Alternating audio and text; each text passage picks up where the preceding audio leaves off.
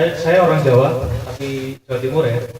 Saya melihat bahwa pembahasan Jawa kali ini jauh lebih ke kurang fair ya. Kalau bisa dibilang ini lebih ke Jawa Tengah, Solo. Sementara harus dipahami bahwa di Jawa sendiri terbagi ada Jawa Barat, Jawa Tengah, dan Jawa Timur. Dan sebagai orang Jawa Timur, saya menolak Jawa itu identik dengan Solo atau Jawa Tengah gitu.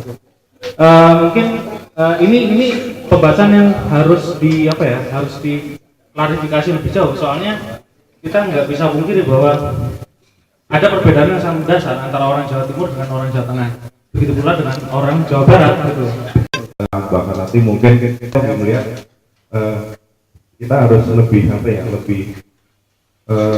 prihatin ya atas kondisi ini. Artinya sepertinya demokrasi di negara kita ini kok saya lihat ya, pertama itu kenapa mungkin kalau ada pihak yang menyatakan menang atau menyatakan kalah, ada yang tidak legowo atau bagaimana, atau merujuk juga dengan diskusi yang sebelumnya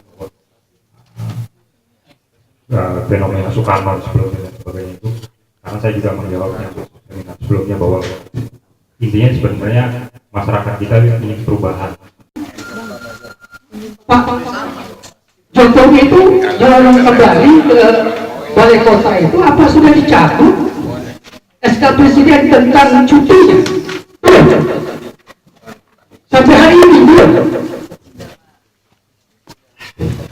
Salah satu bukti lagi, ketika pelantikan Paskibraka DKI untuk kemerdekaan proklamasi kemarin tanggal 17 di Monas, di balai kota, di balai agung itu pelantikan Jokowi di depan.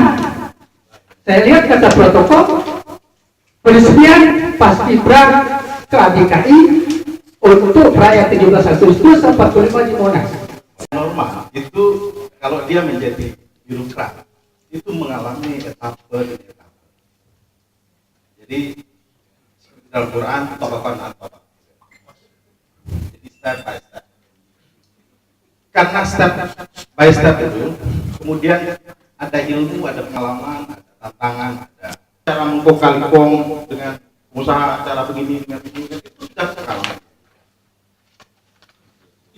Ini pembicara yang tiga di depan ini masih belum memberikan perspektif yang lebih jauh ke depan. Padahal tantangan ke depan yang akan dihadapi Jokowi sekarang itu pusingnya minta ampun. Apakah mungkin setelah 2-3 tahun dengan bulan menjadi Sekjen PBB? Terima kasih. Wassalamualaikum. Ya, adalah bukan persoalan Jawa saya pikir. Jadi 3 pembicara perspektif Jawa tidak salah pembicara. Tetapi alangkah juga bisa jika dari perspektif lain. Jadi seolah-olah menunjukkan bahwa Jawa itu adalah pemimpin yang layak di Republik ini. Tidak bisa. Bahkan Jokowi itu terpilih karena JK juga. Itu tidak bisa nafikan. Karena suaranya juga ada di sana. Bukan Jawa. Terutama mohon maaf pembicara pertama begitu merangkai kalimat yang bagus sekali. Artinya dari segi features, Bapak punya kemampuan di bidang itu. Sehingga orang bisa terlena. Seorang bisa melihat mitos-mitos yang Bapak kemukakan, kita bisa hanyut. Nanti dari perspektif lain harus kita kembangkan ke depan, bahwa kita lihat dari perspektif lain. Kemudian adalah saya melihat dalam diskusi kita sangat bagus sekali, dan teman-teman media ada yang hadir juga, tetapi tidak banyak media yang meliput. Kenapa tidak? Ini diliput oleh media sehingga masyarakat banyak yang tahu. Pencerdasan, pencerahan kepada masyarakat kita perlukan. Liberalisasinya segala sistem ekonomi politik, dan itu saat ini juga menjangkiti Indonesia saat ini. Jadi indikator yang ingin saya tanyakan adalah bagaimana seberapa empiris gitu indikator yang menyebutkan Jokowi itu sebagai pemimpin yang belusukan. Kita bahas bersama yaitu faktor media sosial, jadi kemajuan teknologi yang memungkinkan orang berkumpul dan berkomunikasi secara lebih efektif dan menggalang mungkin opini gitu ya. Termasuk dalamnya tentunya kebebasan pers dan sebagainya, itu pengaruhnya besar. Tapi makanya Makanya sejak kecil pun bacaan saya itu malah bacaan dari Melayu. Bahasa Melayu berasal kan dari pulau yang kecil, Pulau Bintang. Jadi itu apa? Amir Tuti dan Hasan, Ayah Amir orang Tani itu dulu apal sekali ya. Nah, Pak Laude udah di Semarang, udah jadi Gandawan juga ini ya. Jadi ini pertama tentang konsep. Oleh karena itu orang Jawa itu diharapkan ajur-ajar. Dia bisa bergaul, berinteraksi dengan siapa saja, dengan dengan prinsip yang tersebut dalam huruf Jawa itu, huruf yang terakhir itu ngo, ono corokot, totosor, podojon, mogo, bodong, 3 ngo prinsipnya. Ini beda dengan sosiologi. Sosiologi itu lebih ke perhatian terhadap interaksi hubungan antar kelompok, golongan. Kalau antropologi kepada pandangan dari dalam, apa yang mendasari. Oleh karena itu kalau kita sedang jalan-jalan kemudian lihat orang kok sedang menebang pohon-pohon di depan rumahnya, nah sosiologi catat saja itu adalah ada orang yang sedang menebang pohon di depan rumah.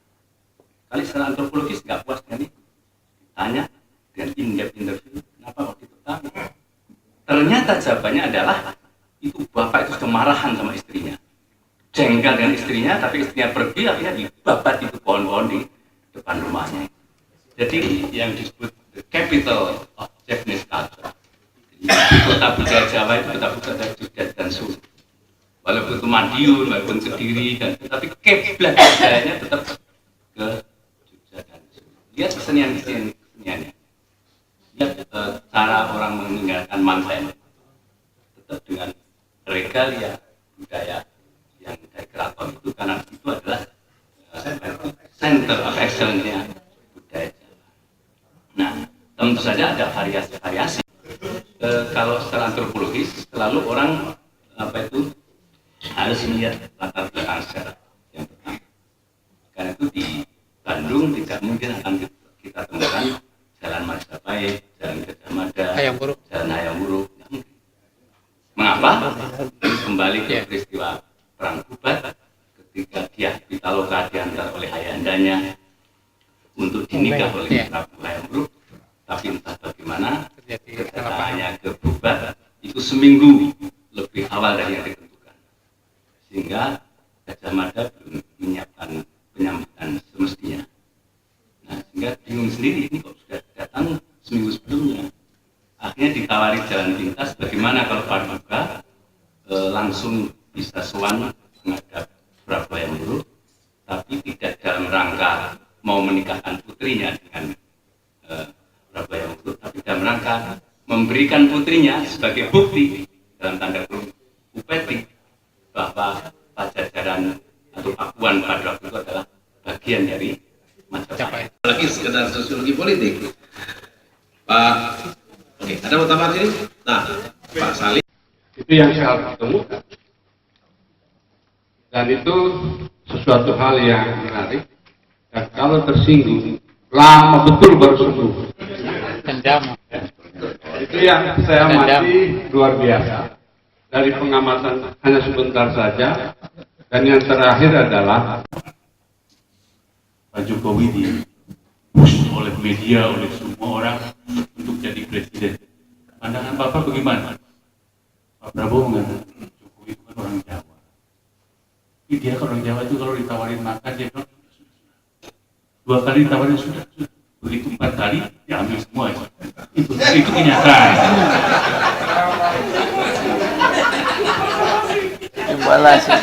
Saya supaya orang-orang tidak menyalahkan para pembicara karena bicara soal Jawa.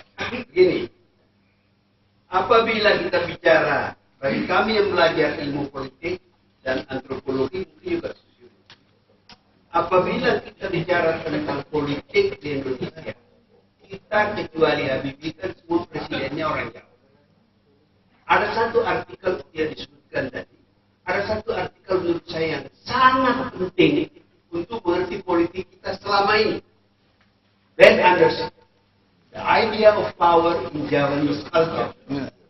Itu buku wajib bagi mereka yang belajar ilmu politik dan mempelajari Indonesia selain bukunya Taufik, ya. Dari dia bawa di sekarang. Apa intinya itu?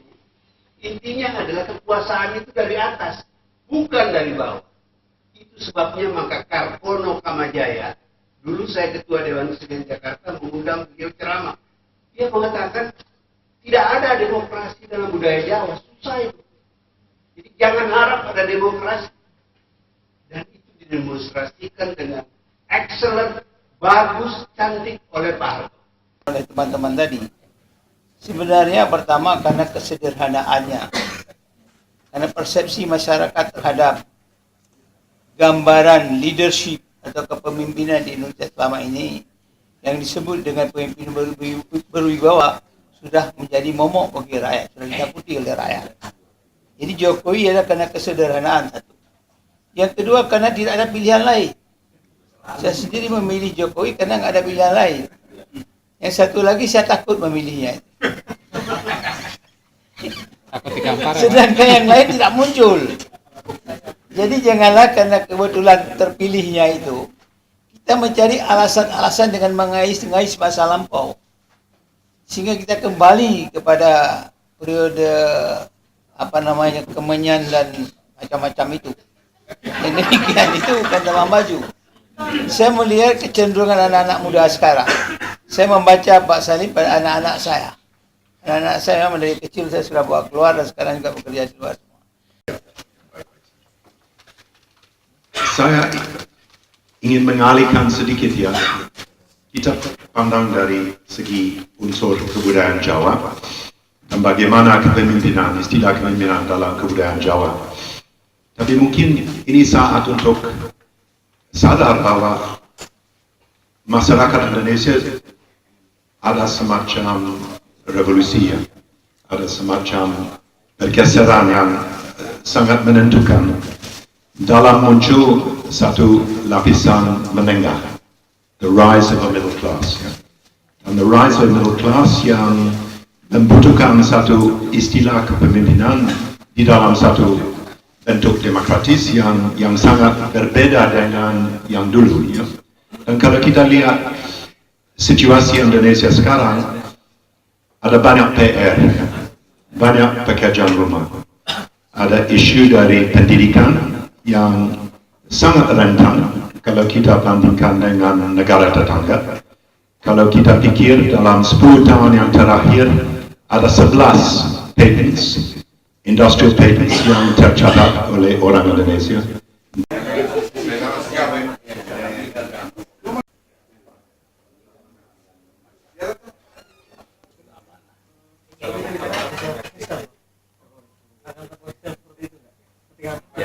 Harapan kita kan